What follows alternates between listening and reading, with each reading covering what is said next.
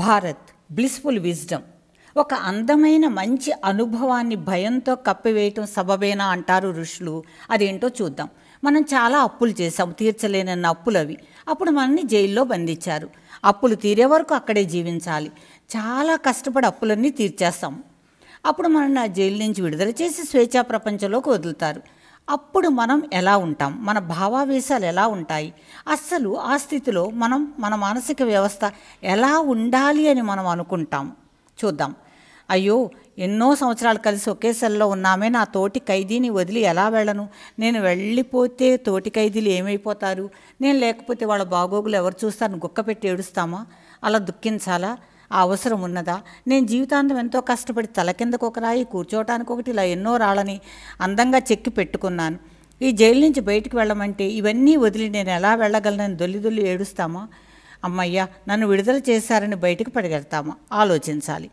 అంతేకాదు, తిరిగి మరలా కొత్త అప్పులు చేసి జైలుకు రావటం ఎంత తెలివి తక్కువతనమో ఆలోచించాలి. వీళ్ళు నా వాళ్ళు అని అతిగా పోయి అనవసరమైన కర్మలెన్నో చేసి వారిని సంతోషపెట్టడానికి జీవితం అంతా కష్టపడుతూనే ఉంటాము. మనం ఈ లోకాన్ని వదిలాక కన్నపిల్లలు కొద్ది రోజులు తలుచుకుంటారు. మనవలకి మన పేరు కూడా గుర్తుండదు. ముని మనవలకి అసలు మనం ఎవరో కూడా తెలియదు. వీరి గురించి తాపత్రయపడి పాపం పుణ్యం అనే మాటలను పక్కన పడేసి మరీ కష్టపడతాం. కానీ మనం పొందేది ఏమిటి? మన జన్మల్ని చికాకు చేసే కర్మల రాసులను పోగు చేసుకోవటం తప్ప. ఎవరో అన్నారని కాదు, ఒక నిమిషం నిజాయితీగా ఆలోచించితే స్పష్టంగా అర్థమవుతుంది. మనం నమ్మినా నమ్మకపోయినా, ఒప్పుకున్నా లేకపోయినా ఇది సత్యం. మన కర్మలే మన జన్మల్ని నిర్ణయిస్తాయి. చెడు కర్మలు ఉంటే జన్మంతా కష్టాలు పడుతూనే ఉంటాం. కనీసం మనం ఎవరో కూడా గుర్తించని వారి కోసం మనం ఎందుకు ఇన్ని కర్మలను మూట కట్టుకోవాలి? కన్నపిల్లలు పెద్దవారై తమ కాళ్ళ మీద నిలబడగలిగాక మనం వారిని స్వేచ్ఛగా వదిలి మన తర్వాతి జన్మలకి సమర్థవంతంగా సిద్ధం కావాలి. ఇదే మన శాస్త్రాలు, ఉపనిషత్తులు చెప్పే విషయం. అబ్బే, ఇదంతా నమ్మను అనుకుంటే నష్టపోయేది మనమే. గాయం ఉన్నప్పుడు మందు వేయాలి. అబ్బే, ఇది గాయం కాదు, నేను నమ్మను అంటే ఎవరికి నష్టం?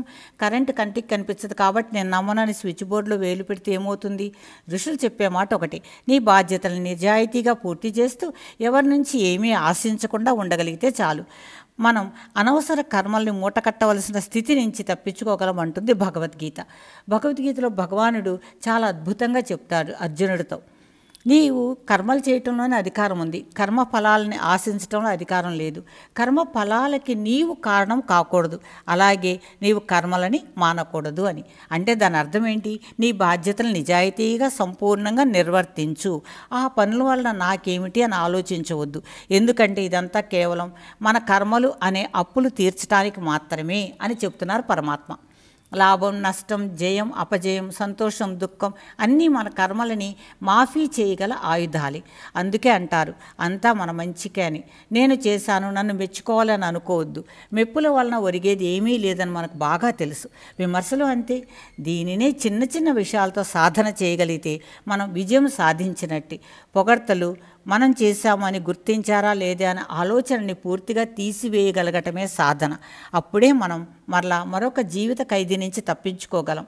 పరమహంసల స్వేచ్ఛగా ఆనందలోకాలలోకి ఎగిరి వెళ్ళగలం అంటారు మన ఋషులు.